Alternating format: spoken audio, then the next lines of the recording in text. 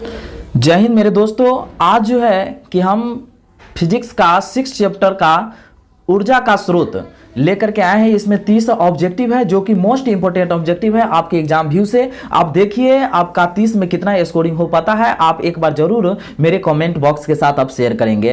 तो आइए देखते हैं। फर्स्ट नंबर प्रश्न का है, नाभिकीय ऊर्जा प्राप्त करने में आवश्यक है। नाभिकीय ऊर्जा प्राप्त करने में क्या आवश्यक है? तो दोस्तों इसका आंसर नंबर क्या हो जाएगा? सी हो जाएगा, यूरेनियम हो जाएगा। ठीक है, चलिए आगे की ओर हम चलेंगे और दूसरा नंबर प्रश्न पर चलेंगे। देखिए दूसरा नंबर प्रश्न क्या कर रहा है? ग्लोबल वार्मिंग के लिए उत्तरदायी गैस है। ग्लोबल वार्मिंग के लिए उत्तरदायी गैस है, कौन सा गैस इसमें है? तो देखिए दोस्तों इसका आंसर नंबर क्या होगा? CO2 हो जाएगा, कार्बन डाइऑक्साइड हो जाएगा। ठीक है, आगे हम चलेंगे तीसरा नंबर प्रश्न पर। दोस्तों यदि वीडियो अच्छा लगे तो जरूर एक लाइक करेंगे और चैनल को जरूर सब्सक्राइब कर लेंगे, क्योंकि 10th क्लास का ऑब्जेक्टिव आपको मोस्ट इंपोर्टेंट मिलता रहेगा सभी विषयों का।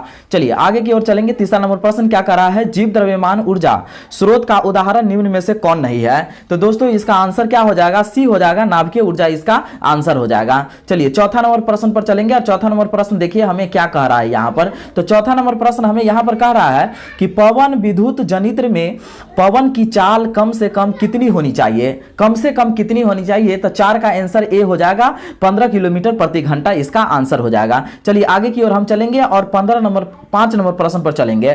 तो देखिए 5 नंबर प्रश्न कह रहा है, देखिए दोस्तों जो भी है ये बोर्ड मॉडल प्रश्न है, देखिए 2014 में पूछा गया है, तो इस बार एकदम संभावना है। तो जो भी इसमें प्रश्न बताया भी जा रहा है जो आपको बोर्ड एग्जाम में पूछा गया है वही टाइप का प्रश्न है और कुछ नए प्रश्न भी है। देखिए जीवाश्म ईंधन की ऊर्जा का वास्तविक स्रोत है। जीवाश्म ईंधन की ऊर्जा का वास्तविक स्रोत क्या होता है? तो इसका आंसर क्या हो जाएगा? सी नंबर, सूर्य से हमको वास्तविक ऊर्जा प्राप्त होता है। चलिए आगे की ओर चलेंगे और 6 नंबर प्रश्न पर चलेंगे। 6 नंबर प्रश्न क्या कर रहा है? दोस्तों वीडियो अच्छा लग रहा है आपके लिए, अगर हेल्पफुल लग रहा है तो जरूर चैनल को सब्सक्राइब करेंगे। देखिए 6 नंबर प्रश्न कर रहा है, ऊर्जा का एसआई मात्रक होता है। ऊर्जा का एसआई मात्रक क्या होता है? तो जूल होता है। इसका बी नंबर आंसर हो जाएगा। चलिए आगे की ओर हम चलेंगे और 7वां नंबर प्रश्न पर चलेंगे। देखिए 7वां नंबर प्रश्न मुझे क्या कह रहा है कि निम्नलिखित में से किसका उपयोग खाना बनाने वाले ईंधन में नहीं होता है? देखिए ये भी बोर्ड मॉडल प्रश्न है, आपको जो है 2017 में ये प्रश्न को पूछा गया है। तो इसका आंसर क्या हो जाएगा? 7 नंबर का, जो खाना बनाने वाले ईंधन के रूप में नहीं प्रयोग होता है। तो 7 का दोस्तों ए नंबर हो जाएगा। CNG गैस जो होता है ना, CNG गैस जो है वो इससे क्या होता है कि गाड़ी के यूज में किया जाता है। CNG ज्वलनशील पदार्थ होता है जो कि इसमें ये खाना बनाने के उपयोग में नहीं किया जाता है। चलिए आगे की ओर हम चलेंगे। 8वां नंबर प्रश्न पर चलेंगे और 8वां नंबर प्रश्न मुझे कह रहा है यहाँ पर कि सौर कुकर के लिए कौन सा दर्पण सर्वाधिक उपयुक्त होता है? सौर कुकर के लिए कौन सा दर्पण सर्वाधिक उपयुक्त होता है? तो इसका 8 का क्या हो जाएगा? आंसर हो जाएगा 8 का दोस्तों सी नंबर हो जाएगा, अवतल दर्पण इसका आंसर हो जाएगा। चलिए आगे की ओर हम चलेंगे और 9 नंबर प्रश्न पर चलेंगे। और 9 नंबर प्रश्न देखिए हमें क्या कह रहा है, नरौरा नाभिकीय विद्युत संयंत्र किस राज्य में स्थित है? जिसका बोर्ड मॉडल प्रश्न है, 2018 में यह प्रश्न को पूछा गया है। तो नरौरा नाभिकीय विद्युत संयंत्र किस राज्य में स्थित है? तो इसका आंसर क्या हो जाएगा? 9 का सी हो जाएगा, उत्तर प्रदेश में इसका आंसर हो जाएगा। चलिए आगे की ओर हम चलेंगे और 10 नंबर प्रश्न पर चलेंगे। देखिए 10 नंबर प्रश्न मुझे क्या कह रहा है कि जल विद्युत संयंत्र किस ऊर्जा को विद्युत ऊर्जा में रूपांतरित करता है? तो दोस्तों इसका आंसर क्या हो जाएगा? इसका आंसर जो 10 नंबर का है वो डी हो जाएगा, स्थिति ऊर्जा इसका क्या हो जाएगा? आंसर हो जाएगा। देखिए दोस्तों ये भी 2018 में पूछा गया है प्रश्न को।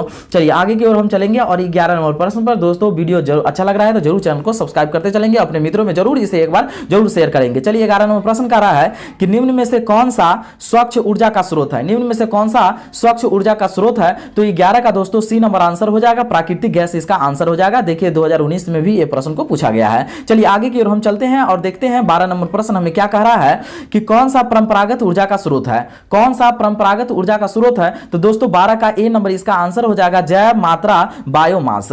ठीक है, चलिए आगे की ओर हम चलेंगे और 13 नंबर प्रश्न पर चलेंगे। देखिए 13 नंबर प्रश्न में क्या कह रहा है, निम्न में से कौन अनवीकरणीय ऊर्जा का स्रोत नहीं है? निम्न में से कौन अनवीकरणीय ऊर्जा का स्रोत नहीं है? तो इसका आंसर क्या हो जाएगा? डी नंबर हो जाएगा, इसका आंसर प्राकृतिक गैस हो जाएगा। ठीक है, अब आगे की ओर हम चलेंगे, 14 नंबर प्रश्न पर चलेंगे और 14 नंबर प्रश्न देखिए हमें क्या करा है, डीजल का उपयोग होता है। डीजल का उपयोग किस में होता है? ठीक है ना, तो 14 नंबर प्रश्न का आंसर जो हो जाएगा डी नंबर, इनमें सभी में होता है, रेल वाहनों में होता है, विद्युत उत्पादन में, रेल इंजनों में, सभी में हो जाता है। ठीक है, चलिए आगे की ओर हम चलेंगे और 15 नंबर प्रश्न पर चलेंगे। वीडियो अच्छा लग रहा है तो जरूर चैनल को सब्सक्राइब करेंगे और अधिक से अधिक अपने मित्रों के पास जरूर शेयर करेंगे। देखिए 15 नंबर प्रश्न कह रहा है सौर ऊर्जा को रूपांतरित करता है। सौर सेल सौर ऊर्जा को रूपांतरित करता है, किसमें करता है? तो आंसर नंबर डी हो जाएगा, विद्युत ऊर्जा में करता है। ठीक है, आगे की ओर हम चलेंगे, 16 नंबर प्रश्न पर चलेंगे। और 16 नंबर प्रश्न में क्या करा है? पारिस्थितिक तंत्र में ऊर्जा का स्रोत है। पारिस्थितिक तंत्र में ऊर्जा का स्रोत है, तो ऊर्जा का स्रोत क्या है? 16 का बी नंबर है, सूर्य प्रकाश में है। ठीक है, चलिए आगे की ओर हम चलेंगे और 17 नंबर प्रश्न पर चलेंगे। और 17 नंबर प्रश्न हमें क्या कह रहा है कि पृथ्वी पर ऊर्जा का सबसे विशाल स्रोत है। पृथ्वी पर ऊर्जा का सबसे विशाल स्रोत है, क्या है? तो दोस्तों इसका सी नंबर हो जाएगा, सूर्य है जो पृथ्वी पर सबसे विशाल ऊर्जा का स्रोत है। चलिए आगे की ओर चलेंगे और 18 नंबर प्रश्न पर देखेंगे, सागरीय तापीय ऊर्जा रूपांतरण विद्युत संयंत्र का संकेत रूप क्या है? ठीक है ना, सांकेतिक रूप क्या है? सागरीय तापीय ऊर्जा रूपांतरित विद्युत संयंत्र का सांकेतिक रूप इसमें क्या हो सकता है? तो दोस्तों 18 का आंसर जो होगा वो बी नंबर होगा, OTEC, इसका याद रखेंगे। ठीक है, चलिए आगे की ओर हम चलते हैं और इसमें देख लेते हैं 19 नंबर प्रश्न हमें क्या कह रहा है। 19 नंबर प्रश्न हमें क्या कह रहा है? OTEC का पूरा नाम क्या है? ठीक है ना, तो इसका पूरा नाम क्या है दोस्तों? 19 का ए नंबर है, ओशियन थर्मल एनर्जी कन्वर्सन। ठीक है ना, चलिए आगे की ओर हम चलेंगे और 20 नंबर प्रश्न को देखेंगे। 20 नंबर प्रश्न हमें क्या कह रहा है यहाँ पर कि 2 या 3 घंटों की अवधि में बक्सा नुमा सौर कुकर के अंदर का ताप पहुंच जाता है। तो कितना पहुंच जाता है? 20 का दोस्तों बी नंबर हो जाएगा, 100 डिग्री सी से 140 डिग्री सी हो जाएगा। ठीक है ना, चलिए आगे की ओर हम चलेंगे, 21 नंबर प्रश्न पर चलेंगे। और 21 नंबर प्रश्न हमें क्या कह रहा है?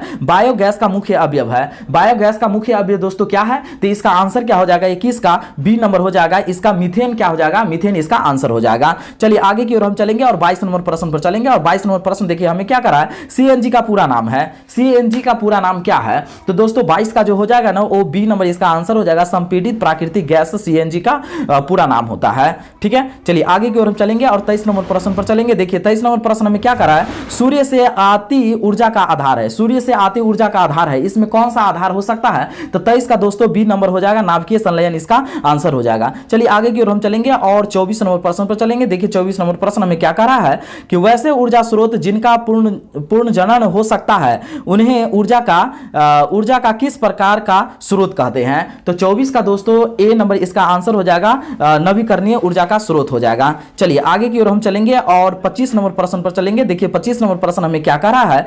ट्रैफिक सिग्नलों अथवा खिलौनों में किस सेल का उपयोग होता है? ठीक है, तो इसका आंसर क्या हो जाएगा? सी नंबर हो जाएगा, सौर सेल में इसका आंसर हो जाएगा। सौर सेल इसका आंसर हो जाएगा। चलिए आगे की ओर चलेंगे, हम 26 नंबर प्रश्न पर चलेंगे और देखिए 26 नंबर प्रश्न हमें क्या कह रहा है दोस्तों। 26 नंबर प्रश्न कह रहा है, नाभिकीय ऊर्जा और भूतापीय ऊर्जा दीर्घकालिक है जबकि यह एक ऊर्जा से भिन्न है, जो है क्या हो सकता है? इसका आंसर क्या हो जाएगा? तो 26 का क्या हो जाएगा? 26 का बी नंबर इसका आंसर हो जाएगा, सौर ऊर्जा इसका आंसर हो जाएगा। चलिए आगे की ओर चलेंगे और अगला नंबर प्रश्न देखेंगे जो कि मोस्ट इंपोर्टेंट है आपके एग्जाम के लिए। जीवाश्म ईंधनों का व्यापक पैमाने का प्रयोग से क्या हो जाता है? तो 27 का दोस्तों ए नंबर हो जाएगा, पर्यावरण प्रदूषित होता है। ठीक है, चलिए आगे की ओर हम चलेंगे 28 नंबर प्रश्न पर। 28 नंबर प्रश्न में क्या कर रहा है कि कृत्रिम उपग्रहों में ऊर्जा का मुख्य स्रोत होता है। कृत्रिम उपग्रहों में ऊर्जा का मुख्य स्रोत क्या होता है? तो दोस्तों 28 का सी नंबर हो जाएगा, सौर सेल इसका क्या हो जाएगा? तो आंसर हो जाएगा। चलिए आगे की ओर हम चलेंगे, 29 नंबर प्रश्न पर चलेंगे। 29 नंबर प्रश्न हमें क्या कर रहा है कि भारत में कुल विद्युत उत्पादन क्षमता का कितना प्रतिशत नाभिकीय ऊर्जा द्वारा पूर्ति की जाती है? तो दोस्तों इसका आंसर क्या हो जाएगा? डी नंबर हो जाएगा, इसका आंसर क्या हो जाएगा? 3% इसका आंसर हो जाएगा। चलिए आगे की ओर हम चलेंगे और अगला नंबर प्रश्न हमें क्या कह रहा है कि 30वां प्रश्न जो लास्ट प्रश्न है, लास्ट प्रश्न क्या कर रहा है? आप अनुमान लगाइए, इसका आंसर क्या हो जाएगा? ए होगा, बी होगा, सी होगा, डी होगा। इसका आंसर क्या हो सकता है? आप अनुमान लगाइए इसका। ठीक है ना, आप अनुमान लगाइए कि इसका आंसर क्या हो सकता है। निम्न में कौन स्वच्छ ईंधन है? निम्न में कौन सा जो है कि वह स्वच्छ ईंधन है? तो स्वच्छ ईंधन जो है दोस्तों ए नंबर CNG जो है ना, एकदम CNG ये एकदम स्वच्छ ईंधन है, क्योंकि इससे जो है ना प्रदूषण नहीं फैलता है। यही कारण है कि अब जितने भी जो गाड़ी जो आ रही है या सरकार के द्वारा जो गैस का जो उपयोग किया जा रहा है करने के लिए गाड़ी में, वाहन में, वो CNG गैस का ही किया जा रहा है और कहा भी जा रहा है उपयोग करने के लिए। दोस्तों तो आपके लिए अगर वीडियो हेल्पफुल लगा तो जरूर चैनल को सब्सक्राइब करेंगे।